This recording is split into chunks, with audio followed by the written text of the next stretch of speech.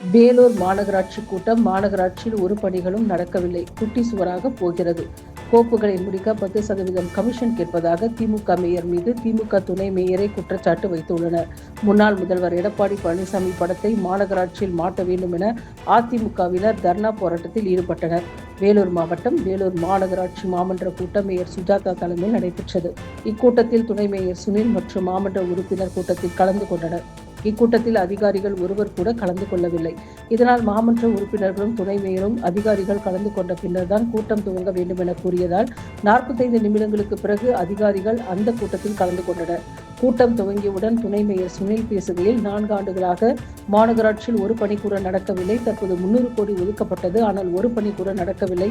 கோப்புகளும் தேக்கமடைந்து பணிகள் நடக்கவில்லை. கோப்புகளை முடிக்க கூட 10% மேயர் சுஜாதா கமிஷன் கேட்பதாகவும் இதனால் தான் மாநகராட்சி குட்டி சுவராக போகிறது என்று திமுக துணை மேயர் சுனில் நேரடியாக மேயர் சுஜாதா குற்றச்சாட்டு வைத்து பேசினார்.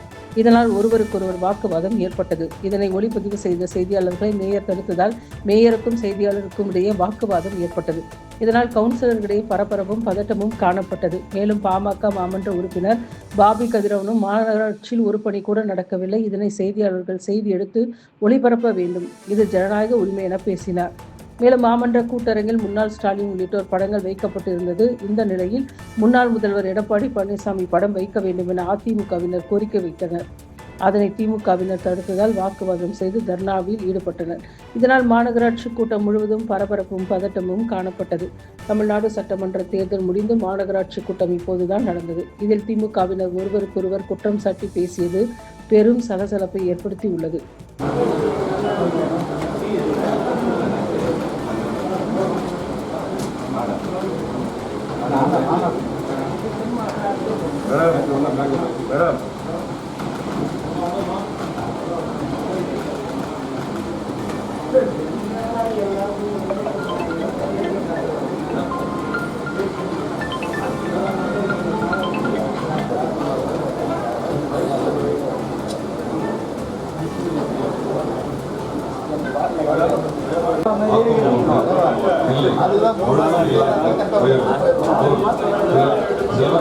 எங்க வார்டுல இருக்கிற குறைய பேசும்போது ஒரு வீடியோ எடுக்கலாம்.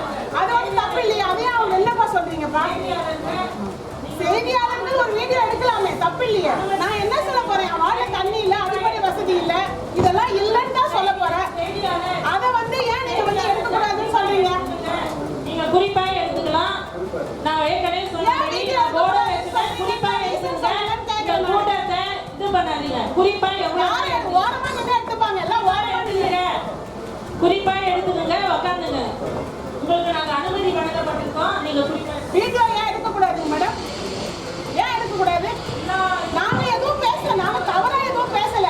நான் எங்க வார்டுல அடிப்படை வசதி இல்லைன்னு தான் பேச போறோம். கொசு ஒடிக்கணும், தண்ணி இல்ல, காவா இல்ல, கழிவறை இல்ல, இதுதான் நான் சொல்ல போறேன். அதையே வீடியோ எடுக்கக்கூடாதுன்னு சொல்றீங்க.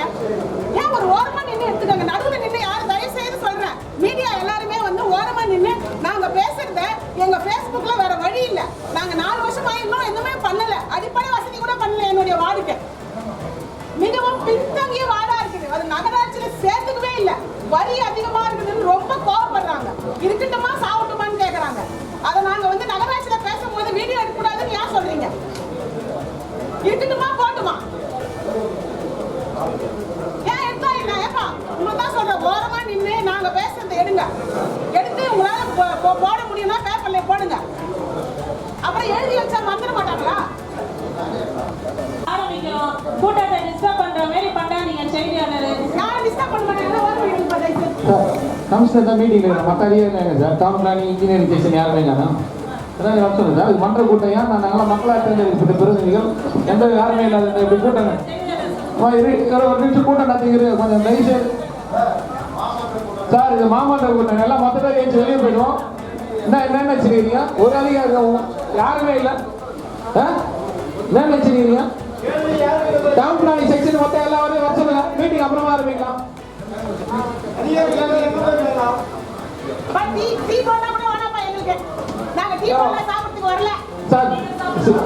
சார் இப்போ கமிஷனர் சார் மீட்டிங் இருக்கிறார். தயவுசெய்து மற்ற அதிகாரிகள் உடனே வர சொல்லுங்க. மீட்டிங் உடனே தயவுசெய்து வர சொல்லுங்க. இது கொஞ்சம் அனைத்து இன்ஜினியரிங் செக்ஷன் மொத்தம் எல்லா செக்ஷன்ல இருக்கிற மொத்தம் வரைக்கும் வர சொல்லுங்க. மொத்தம் உடனே வர சொல்லுங்க. நான் மக்களால் தேர்ந்தெடுக்கிற பிறகு உங்களுக்கு அவ்வளோ இருக்கா? நாங்களாம் வேலை வெட்டி இல்லாத 12 மணிக்கு கரெக்டாக வரோம். நீங்களாம் உங்களுக்குலாம் வேலை இருந்தால் நாங்களாம் பார்த்தீங்கன்னா மீட்டிங் கேட்குறீங்க. அதிகாரம் கிடையாது.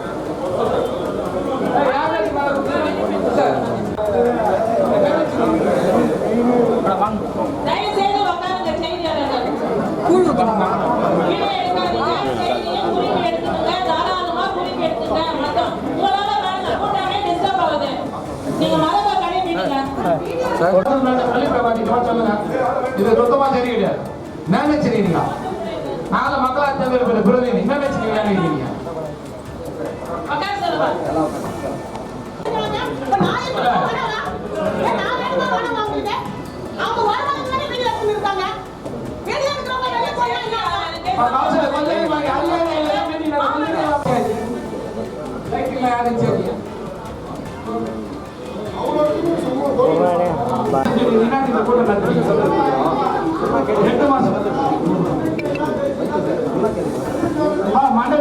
கமிஷனர் அவர் வந்து படிச்சு வேணாம்.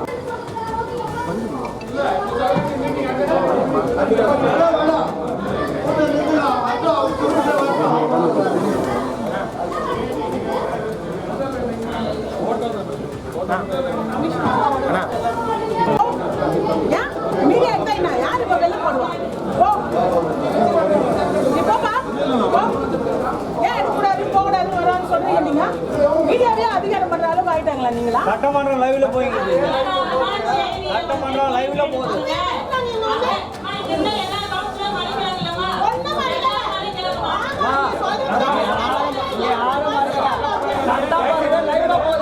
சட்டப்பேரவை லைவ்ல போகுது. என்னது ரகசிய கூட்டமா? ரகசிய கூட்டம் கிடையாது. சும்மா போய் ஏன்னா மந்திரியா வெளியே வெளியே போடி.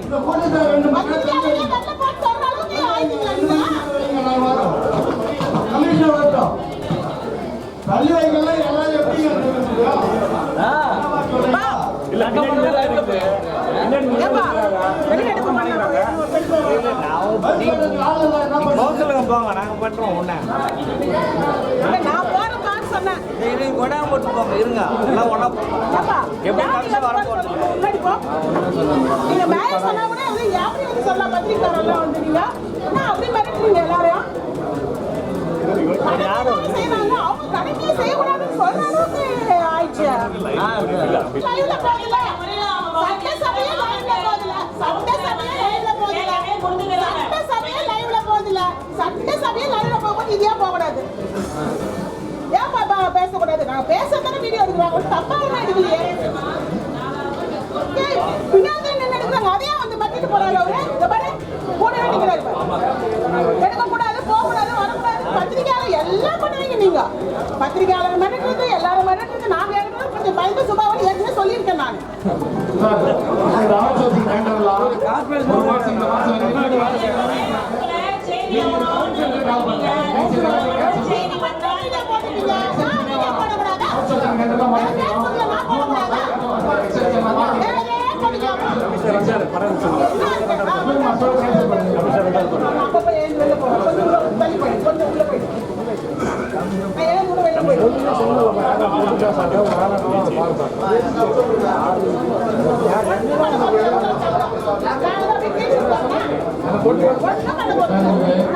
கூட்டம் 12 மணிக்கு போடுறது.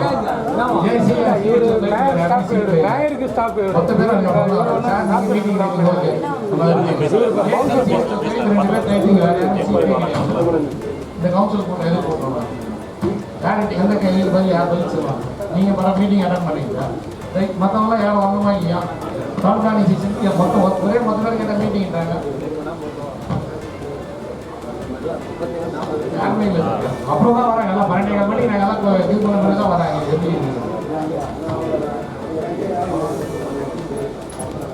அது மரியாதையும் நாங்களும் 25 வருஷமா பொறுப்பில் இதை உள்ளாட்சி நிர்வாகத்தில் இருக்கிறோம். இந்த மாதிரி ஒரு இதுவான மோசமான இதெல்லாம் எல்லாம் ஃபஸ்ட்டு பார்க்குறோம். அதே மாதிரி சார் என் வார்டில் நீங்களே வந்து பார்த்தீங்கன்னா சார், கஸ்தூரி உங்க பேசுறேன். வார்டு, உங்க வார்டு, உங்க வார்டு, என் வார்டு பத்தி பேசுறேன். மாமன்ற கூட்டத்துல கவுன்சிலரோட குறையை கேட்கணும். குறையை கேட்கிற இடத்துல தான் நீங்க இருக்கிறீங்க. நீங்க எப்ப பார்த்தாலும் என் வார்டு, நான் ஒர்க் எடுத்தேன், நான் கான்ட்ராக்ட் எடுத்தேன், அது நான் ஒர்க் ஆர்டர் எடுக்கல அப்படின்னு துணை மேயரே கேட்கறது நியாயம் கிடையாது. மாமன்ற கூட்டத்துல மாமன்ற உறுப்பினர்களோட குறையை கேட்கணும். நீங்க துணை மேயரே நான் மாத்திரம் கையில் போடாம சொல்லிட்டு தாராளமா சொல்லுங்க. அதுக்கு கார்டு எடுத்து காமிங்க, காப்பி எடுத்து காமிங்க, ப்ரூஃப் இருந்தா காப்பி எடுத்து காமிங்க. இதெல்லாம் வந்து சார் இல்ல நாங்க கேள்வி அம்சம் வச்சு கேள்வி யார் படிச்சோன்னா சார் என்ன ஜனவரி டிசம்பர் மாதம் டெண்டர் வச்சிங்க கசின் போயிட்டு நீங்களே வந்து பார்த்தீங்க அந்த காலம் வந்தது அது பிப்ரவரி மாதம் டிஸ்போஸ் வச்சாங்க 4 மாதம் 7 வச்சு ஃபைல் வச்சுனாங்க அது காரணம் என்னன்னு கேட்கறேன் அது பதில் சொல்றோம் அந்த பதில் இப்போ என்ன சொல்லு அது யார் காரணம் 4 மாசமா இப்போ என்னோட என் வார்டு காலதாமதம் வந்து யார் சார் காரணம் எலெக்ஷன் முன்னாடி நோட்டி விட்டு சார் டிசம்பர் மாசம் நீங்க வந்து பார்த்து நோட்டி வச்சு டெண்டர் வச்சுங்க டெண்டர் பண்ணல உடனே பிப்ரவரி மாசம் டிஸ்போசல் ஆச்சு துணை மேயர் வந்து 60 வார்டுக்கும் துணை மேயர்.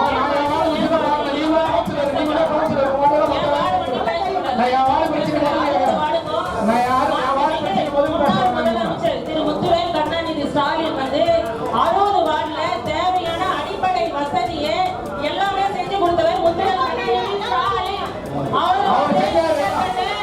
மாநகராட்சியில 3400 ரோட போட்டு கொடுத்தாரு, 450 கால்வாய்களை அடைச்சு கொடுத்தாரு, எல்லாமே செஞ்சு கொடுத்தாரு முத்துவேல் கருணாநிதி ஸ்டாலின் அவர்கள். அது தெரியல.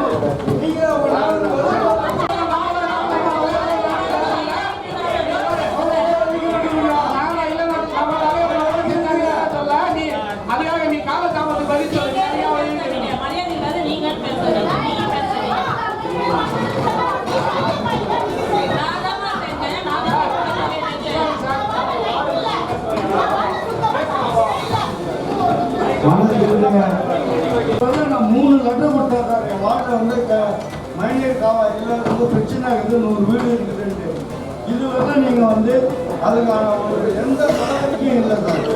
நான் 3 வாட்டி லெட்டர் கொடுத்தேன் சார். நான் உங்ககிட்டே 2 வாட்டி கொடுத்துருக்கேன் சார்.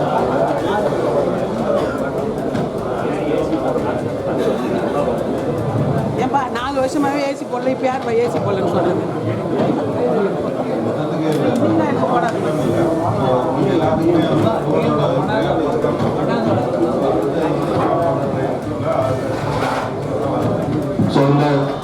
இல்லை சார் அனுமதி கொடுத்த உடனே நீங்க தாராளமா மாட்டலாம். நீங்க அனுமதி கொடுத்த உடனே தாராளமா மாட்டலாம். நீங்க அனுமதி கொடுத்தனே திமுக மாவட்ட உறுப்பினர்கள் வாங்க, முன்ன வாங்க. திமுக மாவட்ட உறுப்பினர் வாங்க.